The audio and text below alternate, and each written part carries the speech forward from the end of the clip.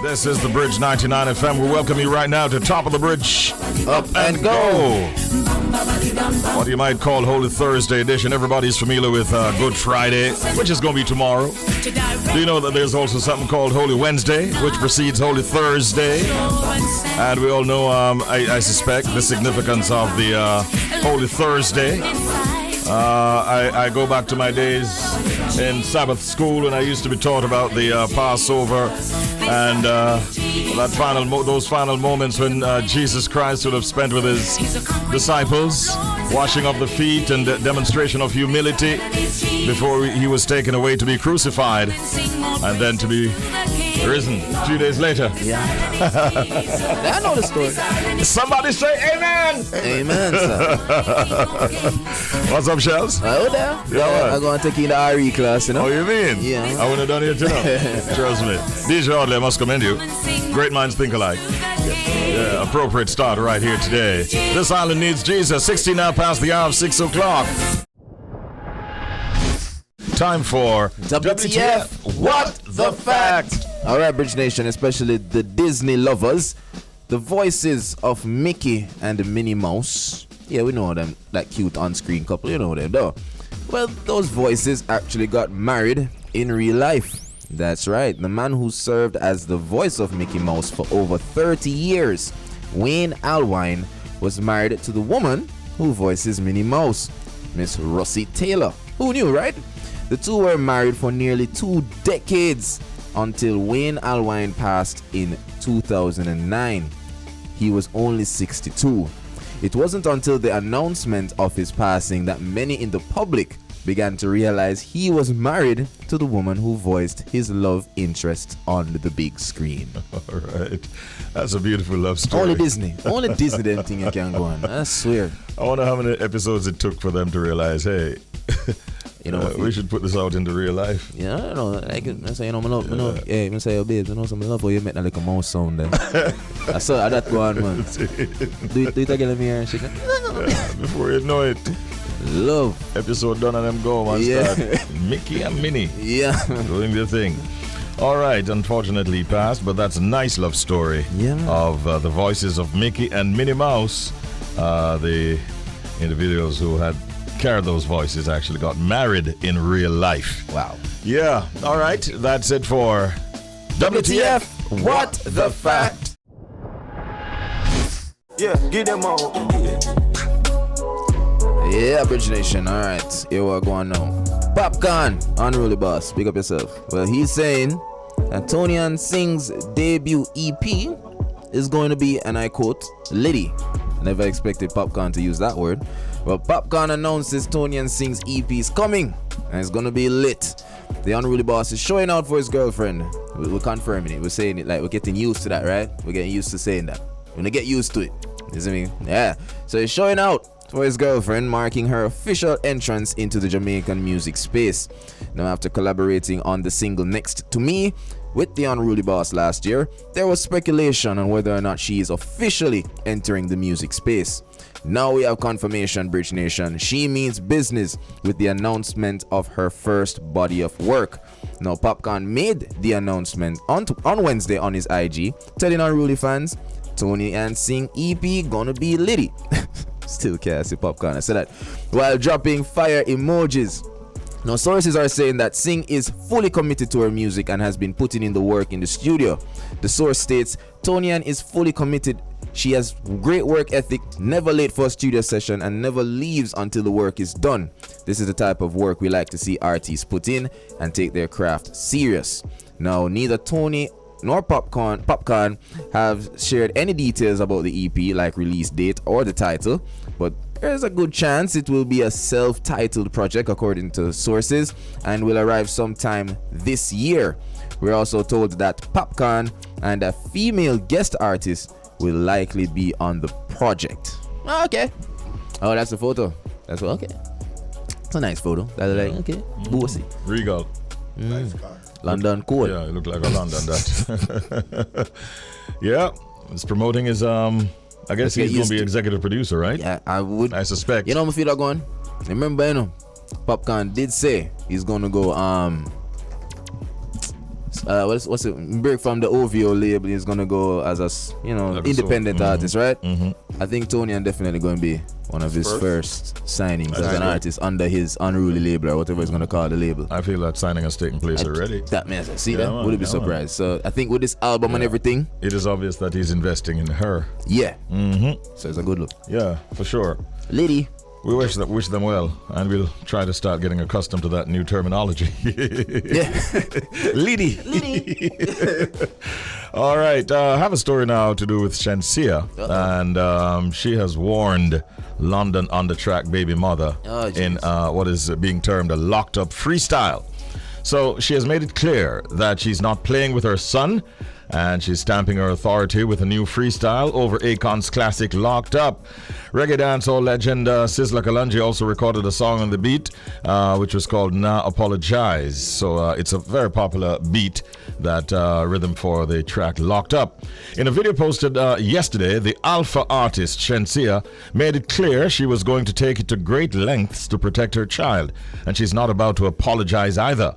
The freestyle addresses a series of topics, including her speaking about relationships and only being with men who claim her, reflecting on her past struggle growing up in rural Jamaica, but now driving a Lamborghini, and owning up to her actions. Shensia also name-dropped dancehall legend Shaggy, believe it or not, in the freestyle, and of course she says a line which I repeat here: "If me do it, me nah go say it wasn't me like a Shaggy." So Shaggy's name is called in it, and she's also seemingly addressing for the first time the drama that took place last year with London on the track's second baby mother, Ebony Ivory, who claimed that the artist's 7-year-old son, Rogero Lee, had been inappropriate with her 4-year-old daughter, Paris. Details about the incident are still unclear, but a video that Ebony shared questioning the child, Paris, who seemed to say that Raj told her she had a private part, and he had a private part. It is unclear as to the full details of that particular incident, but Shensia has made it very, very clear that she will do anything to protect her child. I watched the video, and I'd say that she go hard. I'm not telling a lie. You haven't seen it yet? Nah. Yeah, man. She She nailed that beat.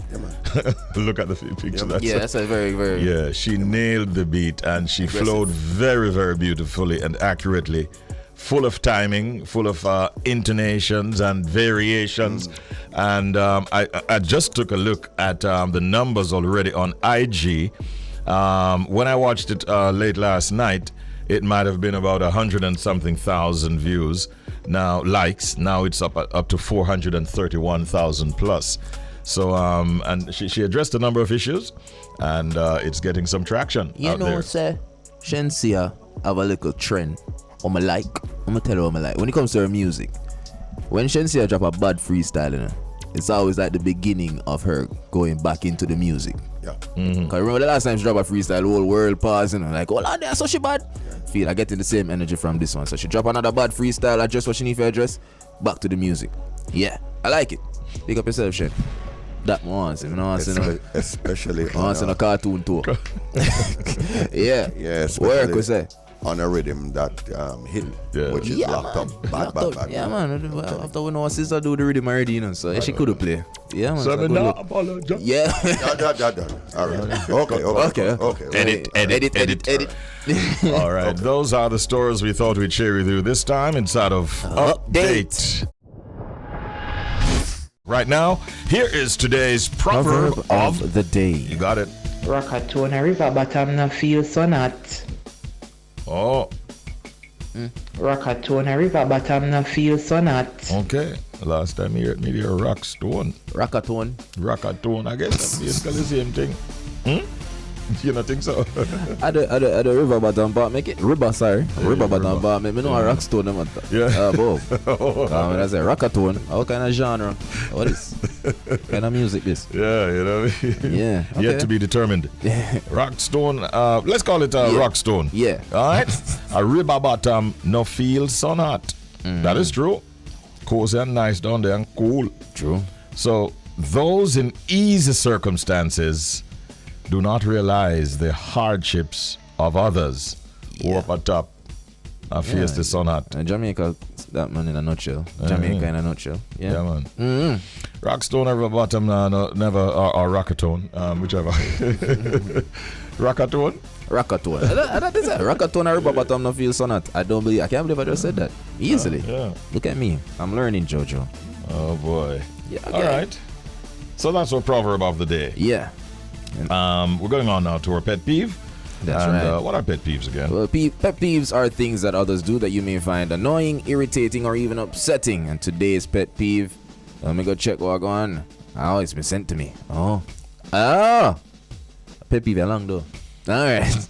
So the pet peeve was sent in on the text line from a member of the Bridge Nation. Okay. Person states, good. Oh, this is from Melissa. Melissa from Vineyard Town. Big up, Melissa. You don't know the thing, go. Good morning, Up and Go family. You know the drawer in the kitchen that keeps all your forks, spoons, knives, etc.? I know it. Yeah, man. When my household want to drive me crazy, What them do? they put the spoon in with the fork Tray. and the fork where the knife should be. Oh gosh. I know it may sound silly, but it drives me crazy. Melissa, that name OCD. You see me, and nothing wrong with it, you see me? That's like OCD, yeah. OCD, that. What is it? The jar don't really come labeled when you get it. Are you in your mind say your fork got this, a spoon got this, a knife got this, and then if somebody put this one spoon over the one fork, it's like you go crazy. Look at tops of nothing wrong with OCD, now. Because I said nothing wrong big of the OCD peeps. Usually they're laid out in trays, so you have like one compartment pretty much for your knives, another for your forks, another for your spoons. I get it. And so on and so forth. I get it. And you really don't want to be going in there and to be going over forks to get to your spoons and vice versa, or even knives for that matter. Hey, man. Okay. So your household, yeah. Melissa, you don't know all the thing, but apparently the people in your household don't know the thing. And she can't very well lock them out. That's a problem. Sorry, Melissa. I feel your pain. Oh, boy. I tell you what, just have a conversation with them and then say, listen, when I lay out my things like this, my utensils, don't mix them up. Oh, boy. All right? So I hope that solves that problem. I'm sorry, it not really bother me, but okay. It's a pet peeve. Something that somebody finds upsetting, annoying, or irritating done by another individual. Melissa, you're bang on target with the formula. And we hope that you get that matter sorted out soon, all right? Yeah. There is a discussion that we'll be having. You might have heard about the story of a Jamaican man who knowingly infected a woman, in fact his lady, if my memory serves me correct, with HIV. He was jailed in the UK. Jermaine Scott appeared at Chester Crown Court on Tuesday, where he was sentenced to 3 years in prison. Just to give you a synopsis of the story, the 39-year-old had previously pleaded guilty to grievous bodily harm. Well, the Cheshire constabulary said Scott was diagnosed with HIV in 2005 and had been prescribed medication to minimize the risk of transmission to others. He and the victim had previously been in a relationship, and it was rekindled in the summer of 2009. Now, when the relationship restarted, Scott was not taking his tablets regularly, meaning that there was a higher risk of transmission. He also failed to inform the victim of his diagnosis and went on to have unprotected sex with the woman, according to reports from the police. So the victim became suspicious of his behavior, and in 2009 October, the pair attended a sexual health clinic. Hear this. While at the clinic, Scott provided a false name and false medical details to the health worker, and the victim subsequently tested positive for HIV, and the pair ended their relationship. Following their split, Scott left that area, and the incident was reported to the constabulary over there in Cheshire, and that was in 2009, and an investigation was launched to locate Scott. Following a public appeal, he was located and arrested in February 2011. According to the police, Scott refused to answer any question whatsoever put to him by officers, and despite a detailed investigation, officers were unable to gather sufficient evidence to charge him in relation to the incident, and the case was closed. Well, he was subsequently deported from the UK to where? Jamaica.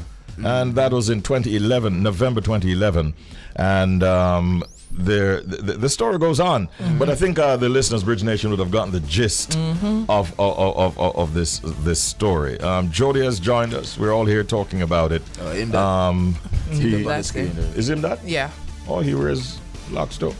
Can you imagine? He was only given 3 years?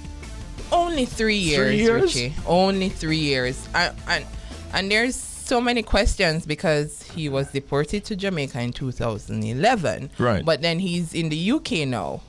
So he got an opportunity to go back. So that means that he came here and more than likely infected other persons here, other women here in Jamaica as well. It is safe to assume. It's safe to assume based on what, record, because he has been hiding, right? And wrong identification, exactly. wrong name, and all that. Yeah. And then you only give him 3 years. And I was like, when he was deported, shouldn't this have been information like sent to Jamaica for persons to know? Because it would seem that he has been doing this for a very long time.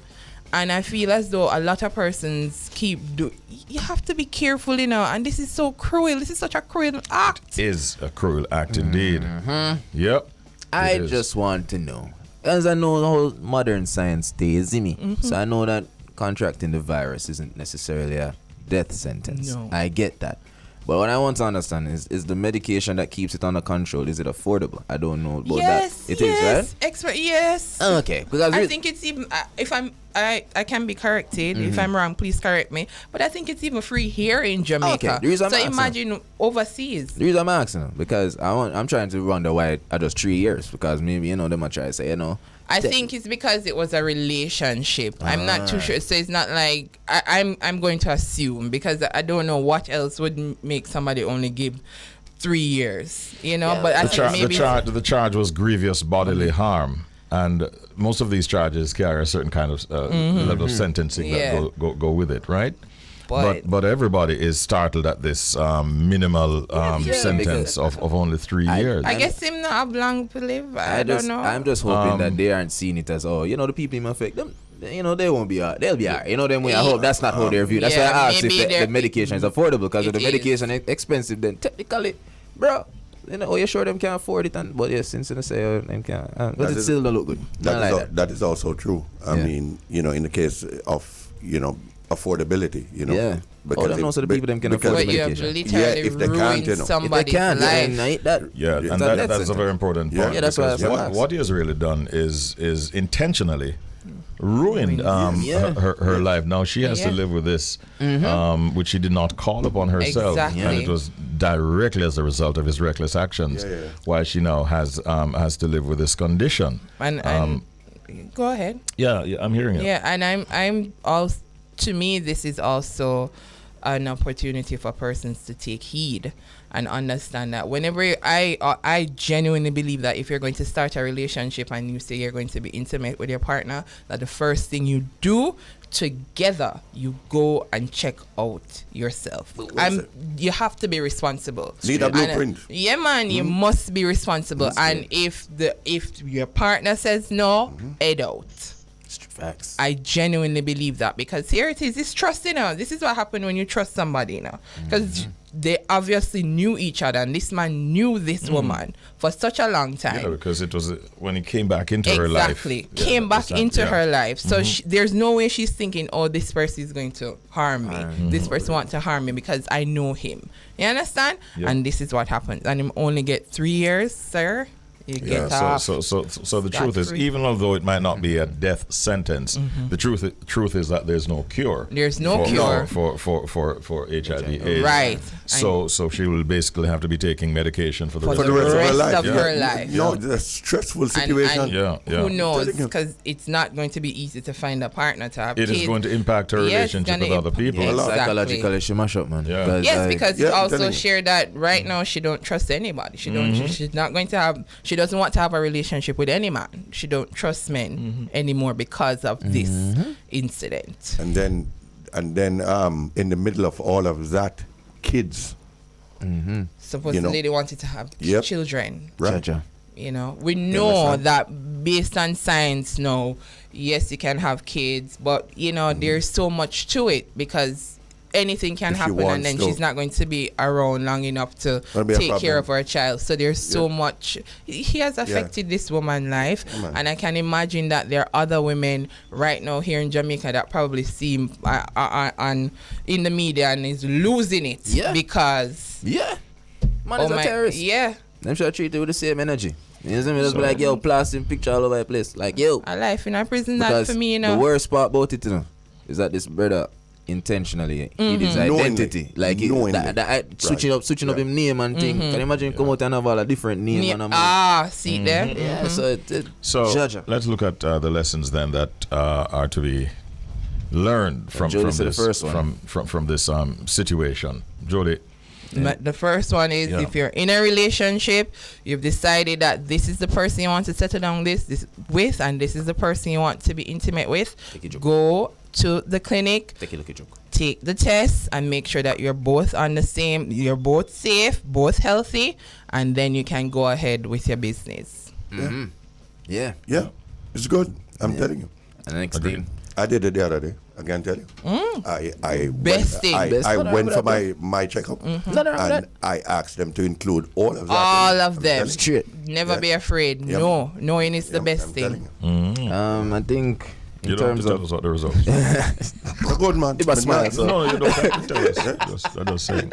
We just say, you don't have to tell. We're good. Instead of, I think in terms of our everybody or authorities or authorities, I think when situations like this, especially with deportation, I feel like I know certain things are, you know, sensitive, you know, as it relates to public information, but there are certain things where, Jano, like, kind of. Even the authorities should know, just in like case. a red flag as soon as him fall. Say, yo, alarms go off, put him under some type of monitoring and thing, and so yo. Do the authorities here get that kind of background information on that's what I'm saying. I don't think it would be nice to hear. You need a database. Yes. Yeah, man. It would be. Why I get dip? You don't even know that. Why I get dip for? You just come home, so. Well, the thing was that they found that he was illegal in UK at the time, so it had nothing to do with the fact that he with that situation. So probably that would have come up on our system out there. So just up illegally. Right. So that's why.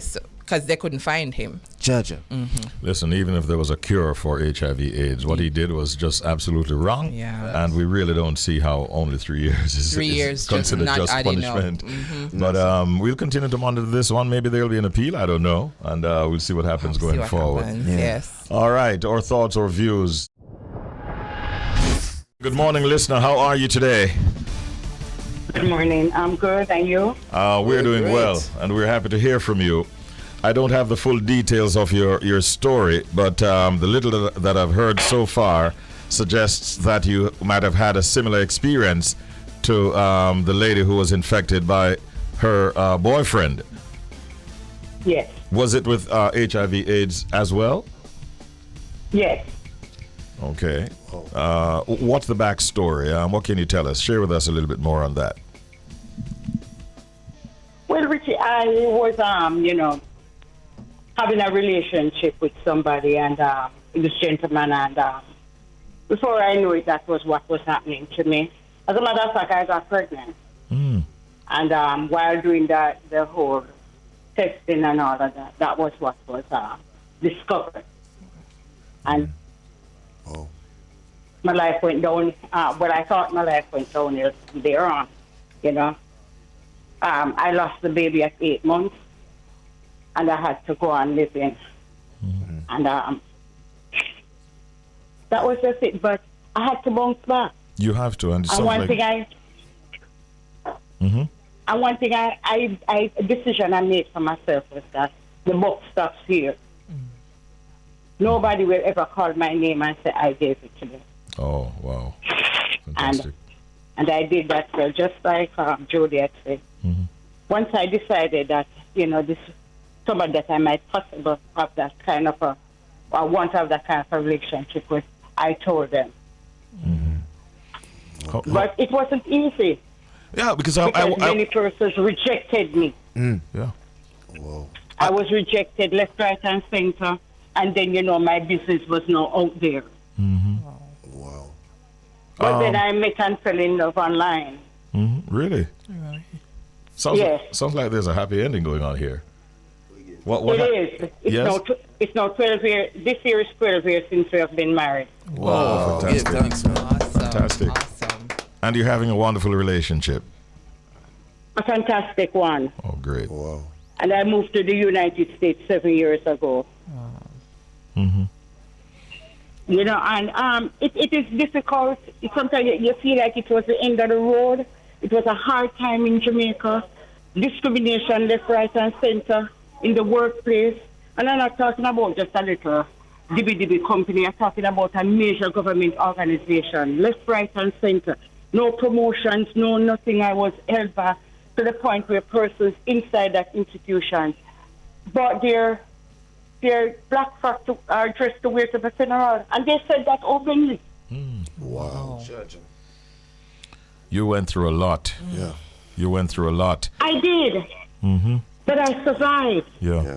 And the ending, like I said to Jody in a nutshell, is that now when I visit Jamaica, I go back to that same organization in New Kingston, and the same people them that are discriminated on me welcome me with open arms and hug me profusely. Which they didn't do back in the day when you had your challenges. No, they didn't do. They didn't even want to use a bathroom with me. OMG. How do you feel as it relates to the person who put you through this? I felt angry, upset, a whole lot of bad emotions I felt. Because I lived my life in a certain kind of way, and I knew exactly where I got it from because there was no one else. Yes. And that. But you know, Richie, I can tell you all this.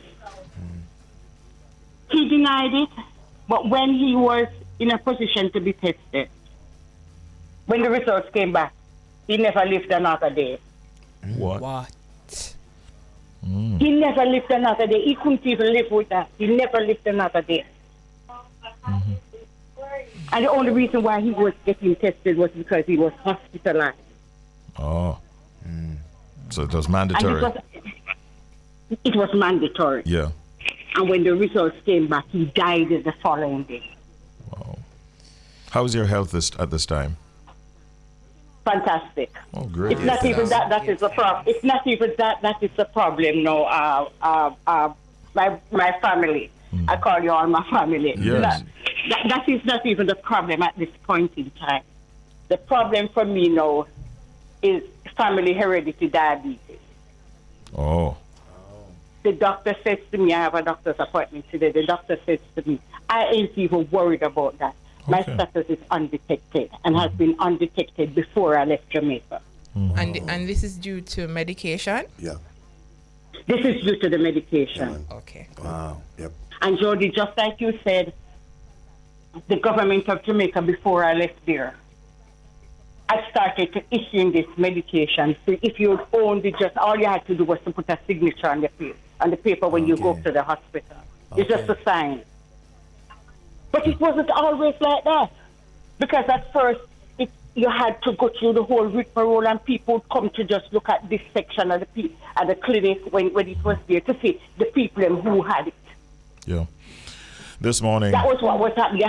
They had to get security guards for us. Oh, gosh. To move away the people there. Yeah. But the government does provide it. You can access it if you want it. This morning, we celebrate you and your victory. Yeah, man, it's true. And we wish you continued blessings on your life, your partner, and your family. And just wishing you all the very, very best. We thank you for sharing it this morning with us. Appreciate it. All right? Thank you. All right. Thank you. One more thing before you go. Yes, go ahead. My husband is still negative. Good. God is good. Still negative up to this day. All right. Yeah, man. Stay healthy. Stay well. All the best. Thank you. Oh, boy. Thank you. Yes. What a story. Yeah, man. Wow. What a story. Amazing. Yeah, isn't it? Amazing. It's a success story. Yeah. And it's one of our, I'm so proud of her. It's one of our avid listeners. We know her very well. And I told her she never had to share her name or anything like that. Yeah. But she has been doing very well, and I'm so proud of her. And it just goes to show, taking responsibility, understanding that, all right, this thing has happened to you, and you can move forward. It is showing you that you can move forward. Yeah. So you don't have to infect anybody else or go out there and seek vengeance. Because what if she had that same, kind of thought, that mindset that, I'm going to do the same to others. You can't do that. Right now, what we're going into is our next feature, which is Man Chat. Now, this morning our topic is men homemakers. And I can tell you before we introduce our guest, in Korea, more men are becoming homemakers.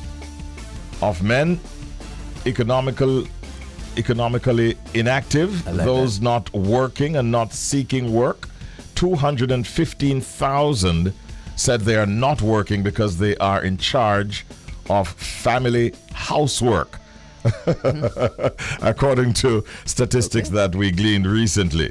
Okay, now that's an interesting fact. It is, yeah. Of the economically inactive men, 17,000 said they are out of work for full-time parenting.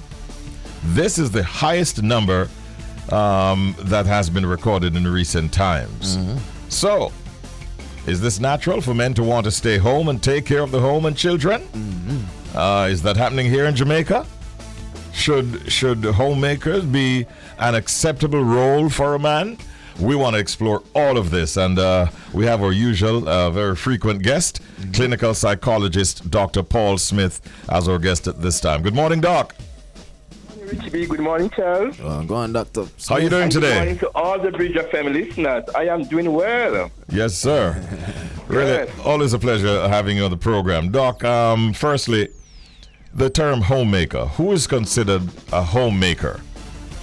Well, the generic term, Richie B, is someone who opts to work probably exclusively in the home without having an external job. So full responsibility is in the home. Okay. Having gone through the definition, question now: is it natural for a man to want to become a homemaker? In asking me this question, there are shades of gray. There are shades of gray. I would look at some issues. It might be natural for some, but I think it's evolving over time. It can have cultural shades to it. It can have situational shades to it. It can be a complementary role. So as it relates to the cultural one, I think in particular Jamaica, it's something that is evolving slowly. But there's still a deep cultural undertone as to, the gender roles.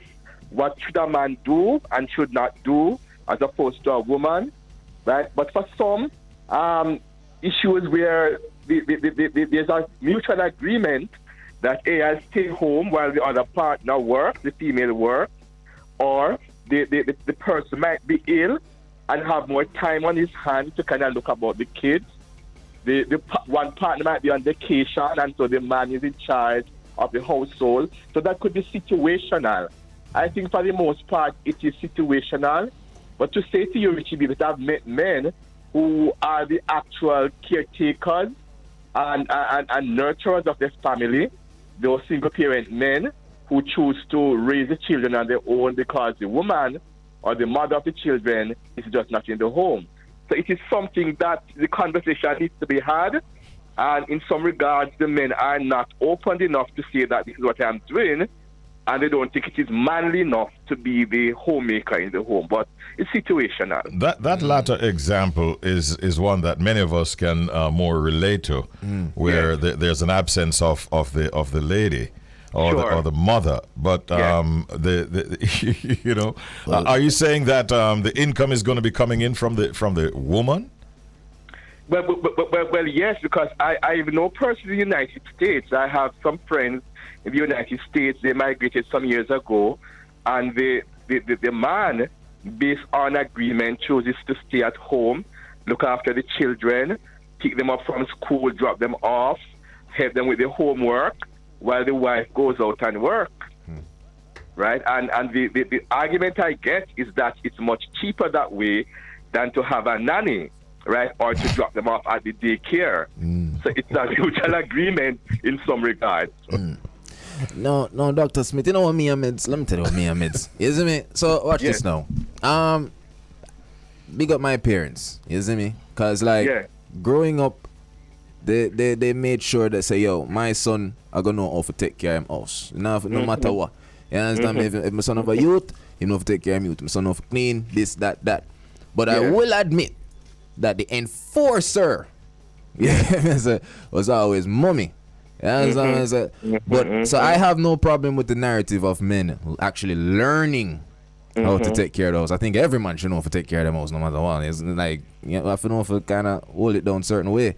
But what I'm concerned about, Dr. Smith, is that how would women view us if we say, yo, you know, I want to be a stay-at-home dad? Like, you know, is that a weird thing? You know, from a woman's perspective. It is cultural. It is cultural. So in Jamaica, probably some of the men will be looked down on, right? If they choose, they'll be probably labeled as not man enough, or probably lazy. Don't have any ambition. But we can't say that about the women, though. No. From a cultural perspective, and looking from it from a gender lens, these are the utterances that the men might hear, and they're not open to all of these. So to keep things manly, even if they're not working, they choose not to be labeled as homemakers. Even if they're actually doing the job, they do not put the label on it as homemakers. I'm looking at a post that was made by a male homemaker, and it starts by saying I spent the last 7 hours cleaning the house, doing the laundry, and helping my 3 little toddlers between 1 and 3 years old, all of them active and dirty, and I'm doing all of the cleaning. That no sound weird, Doc? Well, it's my choice now because I do that at times because tell a gentleman, you know, probably we kind of move away from the generic term because sometimes we do home duties and it is always encouraged that men and women work in partnership, right? But there are times when you realize that things will happen and you might just have to fall in. For example, my wife is away in Panama right now. And I'm the one taking care of the children. Not that I do not work otherwise, but it becomes an agreement, right? And if I were to do the same thing would afford me, right? So there's nothing wrong in a man standing up and say, all right, these are the issues I'm going to take care of, the children.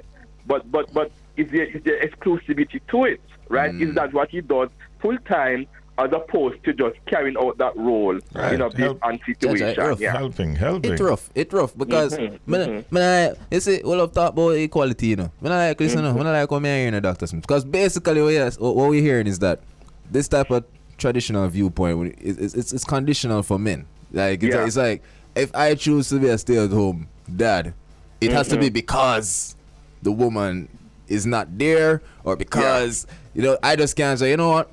Yeah, I got enough education. I can't bother.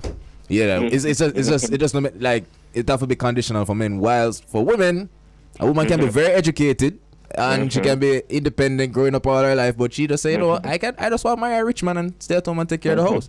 But you're absolutely right. And that's how strong the cultural innuendos are. Oh no. Yeah, the underpinnings culturally are really, really heavy, right? Yeah. So there are men who do it, Richie, and there are men who do it, but they do not label themselves as homemakers. They just do it. Yeah. I just feel so for the most part, what we see happening is men who will assist or help around the home, but not the label. Primarily, not carrying the label. They do not carry the label. No. I think you think even although they might be carrying out the tasks. I don't know. There you go. The task is carried out, but the label is not attached. Dr. Smith, do you think it's like just a primal thing for men? Like if you go down to like the science and the genetics, maybe it's just a thing like a man just say, oh, Jano, even if I am sitting at home doing just like taking care of the house, like I just can't say to myself, but something in my nature just say, you know, this is actually me being a man same way. This is me. Like, is it something that's primal in our nature? Say, oh, you know, we just have to feel like we're still a hunter in a certain sense. It could be, but I think it is more socio-cultural, how we're brought up, yeah? Right. Because even for me, I grew up in Trelawney, the country, and I grew up cleaning, ironing, washing plates. That even today, it's a part of who I am. Mm-hmm. It's a part of who I am, and I feel good about it. I can wash, I can cook, I can cook up a storm, and I am good with it. That's right. I am good with it. It adds to my value. My children praise me for it. The family is happy, and it makes me feel good. There are some men who find themselves in this situation, while others basically decide that this is the situation that they want to find themselves in, right? Yes. How should we, as a society, react or treat men who are in that position as homemakers? How should we view it or react to them and so on? I think we should not be judgmental. Everybody has a story. Everybody has a situation. And without getting the full context of what is happening, society tends to cast the gender judgment. I think people need to understand people's context and appreciate the context that they are in, right? And the less judgment, the less discrimination, people will kind of open more to it. The conversation will expand. If the labels are taken off, right? If the gender roles, the stereotypes, right, are taken off, and people become more understanding and appreciative of people's context. Mm-hmm. People are just afraid of being judged. So the long and short of it is that men in that situation should not be looked down on. No, sir. No, sir. No, they should really be congratulated for. Congratulations, commended, man. Commended, man. So big up to all the men who are doing it. Yeah, man. Big up, man. Big up for that. Yeah. Doesn't make you less of a man. All right. That is how we wanted to close out this segment. Thank you very much, Doc, as always, and you go have a great day. My absolute pleasure, and to you too, gentlemen. All right, take care. All the best. Bye-bye. Dr. Paul Smith, right? Is clinical psychologist. You know that there's a trend on social media where it's like you see a guy and it says, what if your wife is earning a certain amount of money a year? Would you just stay home? And they just see them the angle switch and they see them wear a bonnet on them head and I do the dishes. Scarf I have enough money out there. Say, hey, if my woman I make millions of dollars all out. Hey, with the apron. Let's go. To each his own. To each his own. It's 8:58. That was Man Chat. Yeah. We do have a guest in the studio right now who is in fact a gospel artist. And she's Jamaican. She lives overseas. We're talking off the air. Spends most of her time in Delaware. But she definitely is Jamaican. Has been doing a lot of good stuff with music. Her name is Golda McFarlane. And she is said to be on a mission to share the strength and joy that can be found in being a child of God. Born in Kingston, Jamaica. I won't say on what date, on which month or anything like that, although it's here on my script. But she immigrated to the United States at the young age. And she got involved in music. We want to find out more about her journey, her successes, her challenges, and also to get a chance to listen to a little bit of her music as well. Good morning, Golda. Welcome. How are you doing? I am good. Good morning. So nice to meet you. Yes, it's a privilege just to be here. Yes. Are you visiting Jamaica right now? Yes, I'm here until next week. Okay. All right. For ministry, for recordings, for family gathering? What kind of vibe? So after I leave here, I'm going to be doing a live recording of 2 of my songs that I sent you guys as well. And on Saturday, I will be ministering at a banquet at the Pegasus Hotel. All right. Nice. All right. Hope that goes well. So these songs that you mentioned, the live recordings, you already have them recorded? Yes, they're already out on the digital platforms. Okay, and you'll be recording them like with a live audience kind of vibe, with a live band? Live band and background vocalist. Okay. And you'll be putting that up on social media and so on very soon, I suspect. Yes, indeed. All right, sounds good. Tell us about how you got involved in gospel music. Did you start from here in Jamaica, or is it when you got to Delaware? So like you read, I migrated to the United States at a very young age, and got baptized as well as a very young age. So I was always, church was always part of my childhood. So, but persons did not know I had the gift of singing because I always struggled with anxiety. But when they finally found out that I have the gift of singing, I was always introduced to being a part of the praise team, the choirs, and I would lead songs. And so from there, my gift of music, the love of music has just grown.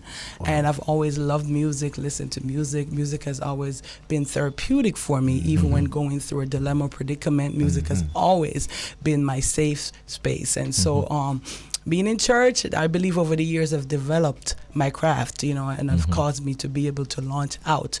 I started out in a group because, like I said, I struggle with anxiety. So having someone there to do it along the way kind of helped me.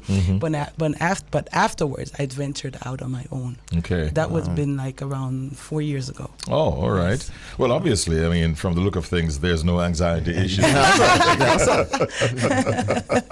And so you're an overcomer. Well, I'm still going through, but yeah, I kind of hide that pretty well. Okay. That's good. Did you lose a loved one, and what impact did that have on your music at the time? Yes, so when I migrated to the United States, I was living with my stepmother, which was the one that was instrumental in introducing me to Christ, bringing me to church, and it was her and I all the time praying, going to Bible study and so forth. So she was diagnosed with cancer and she died, and that kind of put me in a phase where I felt lonely. I felt like I was going through depression. But it was music, the love of music, that was so therapeutic, that brought me out of that place, that got me, to the point where I got excited or was, able to overcome it. And it was music, the love of music. And that's when I started to kind of, write songs that spoke about my emotion, what I was going through, and my healing, and getting closer to God. Music was the aid in bringing me closer to God. Wow. Now, Golda, I want to focus on the style of your music, because here in Jamaica, I've noticed a bit of a trend, and I like the trend in terms of our gospel acts like to create music that kind of transcends the church. Yes. Like people can be like, hey, I can listen to Golda because Golda got this vibe. How would you describe your music? Is your music like that? Does it transcend the church? Can someone just be like, hey, Golda music, she's talking about God, but it doesn't sound churchy. I like that. Is that type of vibe? Can we get that vibe from your music? Yes, I believe when you create music, it should not just be narrowed down to church folks or religious folks. It should be able to grab others' attention, and beat is important. I think beats play a major part. So I do have dancehall gospel song that was featured with DJ Nicholas. I'm not sure if you guys, I call him the Bunty Killer, Bunty Killer of gospel. And so I have reggae. No Longer Slave to Fear is a reggae genre. So I do try to, What a God is something that I've realized I've also grabbed the attention of secular, folks who are out there in dancehall and folks who are not Christian.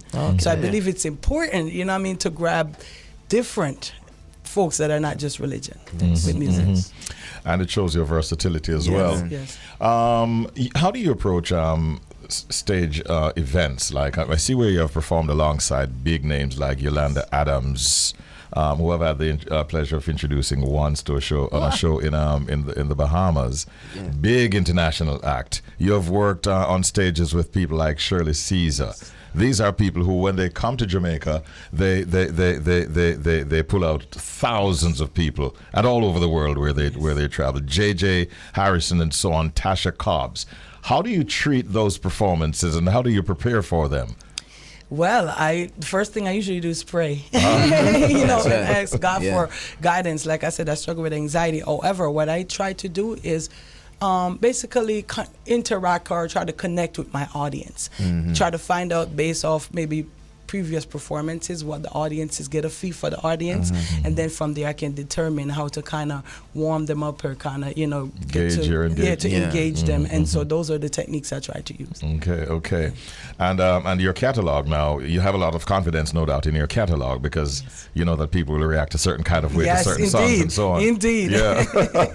Which are your more popular songs? Right now, What I Got is definitely rocking, and it's not just when I did this song, it was more so for my Caribbean audience, but I realized that Americans, Africans have now gravitated and now love this song. So that right now, What I Got is the hit song. Okay. Do we have that on DJ Audley? No, we don't.